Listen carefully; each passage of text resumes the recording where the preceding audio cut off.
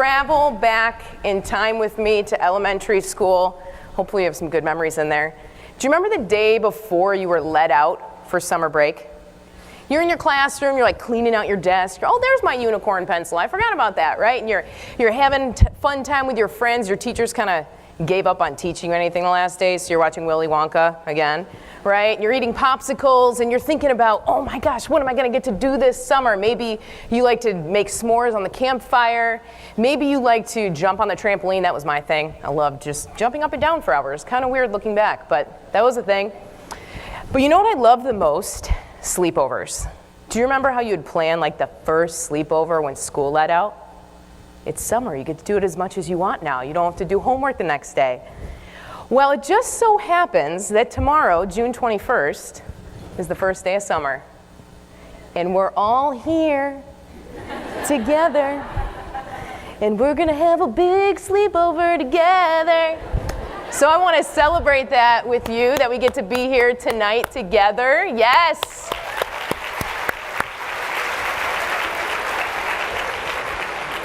Grown-ups get to have sleepovers too. We just have it at fancy hotels and our food is plated for us. It's no longer pizza from Pizza Hut, right? I'm so excited that I get to be here with you. I didn't sleep barely a wink last night, maybe because my dogs kept me up, but I think it was because I was so excited to be here with you. Just a little background on why I'm here and who I am. This is me in college. That's a long time ago now. I had long hair, gave that up quite a while ago. But this is my best friend, Rich, at the time. He went on to do kind of the standard career thing. He's now a lawyer. And he has his own office and in Rochester, New York. He's, it's like his jam. Oh, we got somebody from Rochester. Oh! Yes, anybody here at Syracuse University, upstate New York, come hang with me. Okay, anybody can come hang with me, but certainly love that part of the country. So he went on to do that, and I sat down with my parents, senior year. Do we have any seniors? Okay, juniors, you're gonna feel this real soon. Your parents are gonna be like, so honey, what are you doing with your life? And my parents had that conversation with me. And it was Christmas break. I remember sitting in the fancy dining room eating Italian food, because my last name is Boccardo. That's what we do. And I was like, I knew it was coming. My dad was like, so Linz, how's your resume coming? You gonna go to grad school? I know you've thought about that. I was like, ooh, this is gonna be rough. That whole resume job thing, I don't know.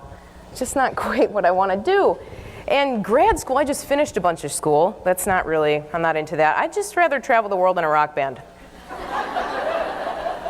How do you think that conversation went with Dad? Did not go well.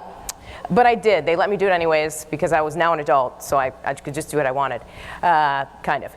But I got to travel the world. I got to play on a pool table in Mexico City. I don't recommend doing that ever, but I did it. I got to play in prisons, meet people from all different backgrounds. I got to play in underground pubs in Europe. I basically got to see the world and learn a lot about people.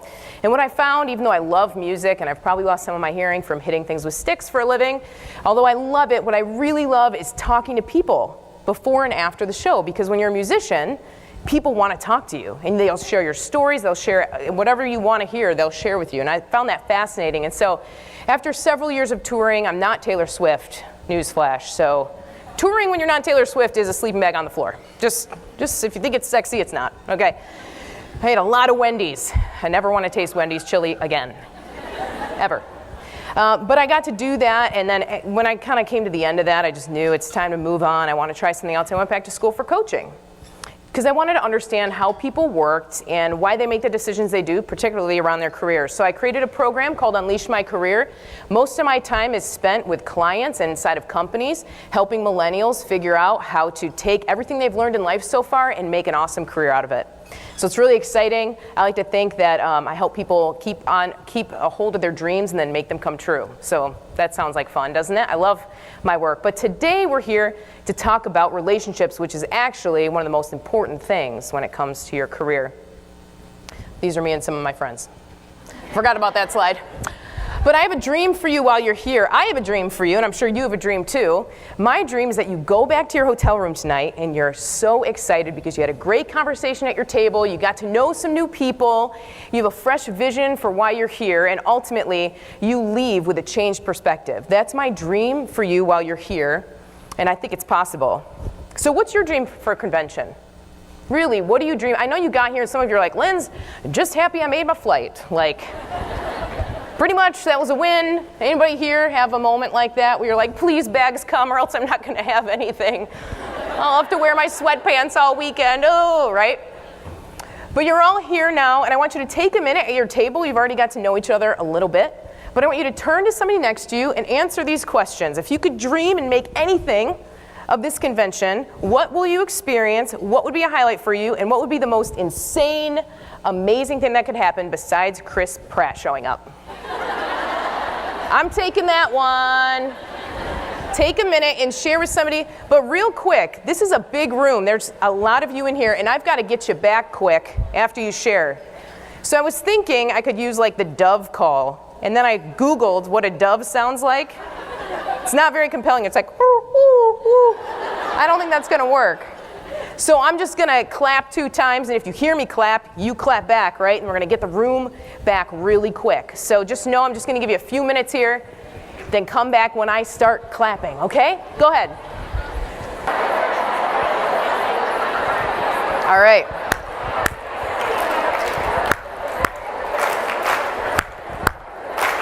Awesome. Did everybody get a chance to share?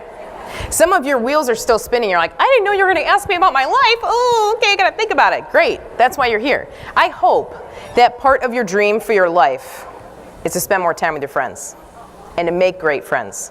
Stole us from Instagram. Are these girls here? If you're here, put your, yeah, ooh, ooh. Oh no, she's like, no, just kidding, it's not me. Okay, that's cool. So this is actually the secret to success. Being connected to the right people and in the right ways. Malcolm Gladwell says it this way: no one, not rock stars, not professional athletes, not software billionaires, and not even geniuses, ever make it alone. We actually truly need each other. If you have big dreams, you will not be able to do it without other people coming alongside you. And that's what's so beautiful about this. It's not just that we have a multi-generational group here. There's women here who can help you do whatever you want to do. You'll be blown away if you start sharing your dreams with each other. You'll be blown away at the people that will come out and say, hey, I can help you with that. I did that. I bet if we sat down here with some of the women who've been, volunteering for over 20 years, they've seen a lot of life. And there's maybe you want to start a business, maybe you have questions about having a family, whatever you have questions about, there's people here that can actually speak into that and mentor you and help you. And we know Malcolm Gladwell does a ton of research, and I see this every day with my clients in their career, that no one makes it alone. I'd like to show you some pictures I found of people out in the wild, also spending time with each other.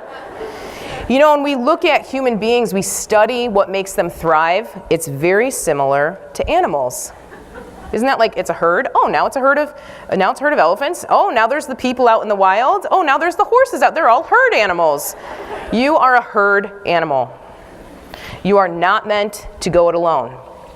And if you're one of those people that had to come here and you don't necessarily know anybody really well and you're like, oh gosh, I'm just gonna try to get through this and then get back to my room and not connect, you're like the horse that's like, where is everybody? I'm totally lost. You need a herd. And that's probably why you joined Sigma Kappa in the first place. But I want to make sure that you have it while you're here in the next few days. And I love these kids. They're their own little herd. Just had to throw them in there, give you a little warm fuzzy. Because connection, when we look at connecting to people, it's more than just, wouldn't it be nice if I had friends? It's actually about survival. Kids in orphanages, they used to have them lined up in rows. And the caretakers would come and help the kids and touch them and feed them. What would happen to the kids who didn't get attention at the end of the day? Does anybody know? They would start to wither.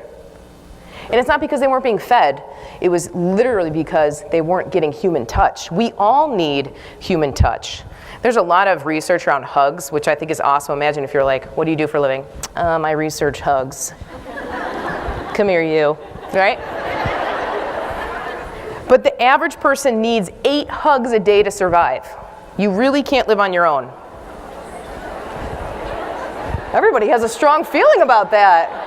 Oh, no, everybody's hugging. Oh, yeah, it worked.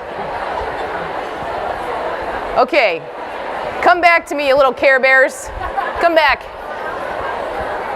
On the flip side is somebody I've done a lot of work in prisons. When I say I've been to prison, I mean I've been in prison to visit prisoners and then I leave prison. Just so you don't have to be afraid of me. I didn't go to, but as I spoke with prisoners and as I've read books about how we handle prison culture, we find that when you put somebody in solitary confinement, away from any other human contact, their brain starts hallucinating. You are not meant to be alone. Your body and your biology is not meant to do it. And beyond that, if you want to self-actualize, if you want to become your best self, any psychologist will tell you first you have to be connected to other people. Who's heard of Maslow's hierarchy of needs? Like everyone, right? At some point, you had to take a test on this and you probably got 1 and 2 flip-flopped or so. We flip-flop this sometimes in our head, but look at this with me. Your basic needs have to be met first before you can self-actualize. Do you remember that? So if you don't have food and water, you're not like, how can I be my highest self? You're like, how do I make it through the day, right? So if you're at a point where your physiological and safety needs are met, the next step is love and belonging. So even on a psychological, personal level, you cannot become your highest self without feeling love and belonging to a group. So thank goodness that you're here. I want to spend a little time tonight talking about brave relationships. What do you think I mean when I say brave relationships instead of just like run-of-the-mill friendships? Just shout it out. I won't make you get on the mic this time, okay, guys? Be vulnerable. Be vulnerable, yes! 10 points. What else? The points mean nothing. But who else? What else does it mean to have a brave relationship versus just like a friend? Accountability. Honest, accountability. Feedback. Oh, yeah. Ooh. Being outside your comfort zone, yeah. What's that? Mutual, two-way friendships. We all know what it's like to be in a one-way friendship, don't we? Who recognizes her? So when I first saw this movie, 2 things happened. I was like, I'm going to change the world. And I need to go to Pilates for a little while. First I go to Pilates, then I get that cool armor, then I change the world, right? But the thing that's so interesting about Wonder Woman, I find it to be interesting, is that she is really courageous and a little bit scary, right? Women, we are so powerful, and I think sometimes we're a little afraid of each other. Can I get an amen? Right? We're a little scary. Think about how powerful a woman is for a second. You, without even having to think, and force it, you could grow another human being with your own body. That is insane. Do you ever stop and think, if I was just like, you know what I think I want? I want to create a human out of no existence. That's what I'd like to do. Boo-doo-boo-bop. I can do that. That's like a magic trick. That's some powerful stuff, right? My taxi driver on the way here wanted to tell me everything he knew about everything, which was interesting. And one of the things he said, though, he was like, do you know why men over the history of the world have suppressed women's education? I was like, I'm gonna let you answer that one, buddy. I'm not gonna go, what do you think? And he's like, because women are smarter than men. And I was like, I'm just gonna slow clap for you in this taxi. But really, it's not about who's better or anything like that. I'm just saying we are really powerful, and sometimes we forget about that. Sometimes we forget that we can really hurt each other. We can really help each other. But we are powerful, powerful beings. How many times has this sentence haunted you? Right? For some reason, a lot of my friends are very attractive people. They have been models. And I'm like, why do all my friends have to be models? In the picture, I'm like, boo, I don't want to do it. We just posted, my friend Grace, we're like, let's go out for your birthday. And they'll have jumpers on, and I'm like a tomboy. So I'm in the picture, I'm like, oh my gosh, I look like a block. But we all deal with this sentence. We all do it, and we're all a little bit afraid of each other. Now, this is what's interesting. I think this is why we're afraid of each other.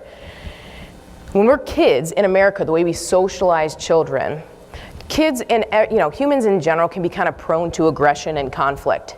How do little boys get out their aggression and conflict? They tackle each other to the ground, right? They punch each other. Billy punches Tom, and the teacher goes, Billy, knock it off. We don't accept that type of aggressiveness here.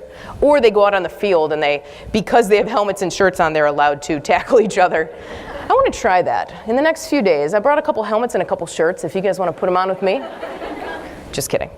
But girls, we're aggressive in a different way, aren't we? Girls tend to be aggressive with our words. And teachers have a hard time catching it. It's really hard to get, to see that girls are gossiping. It's not as easy as slugging somebody in the face. You just don't see it. And sometimes nowadays, it doesn't even look like this, it looks like this. What are you doing? I'm just texting about you and you're right next to me. Right? That's yucky. But that's something that we do. So when you think about our aggressiveness and the fear that we can have around each other, know that you are a very powerful being.